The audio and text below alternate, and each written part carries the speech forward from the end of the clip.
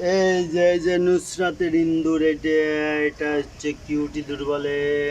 এই যে নুসরাত মনি বলে ইঁদুরটা পুষবে। পুষবা নাকি তুমি? হুম, কামড় মারবি নি? এই যে কিটা পুষবে নাকি আয়শা মনি পুষবে? এই দেখেন, এই যে আয়শা মনি ইঁদুর খেলা দেখাচ্ছে। এই দেখেন আয়শা মনি ইঁদুর খেলা দেখাচ্ছে, সাথে নুসরাত পাগলি আছে। নুসরাত মনি এবং আয়শা মনি দুজন মিলে ইঁদুরের খেলা।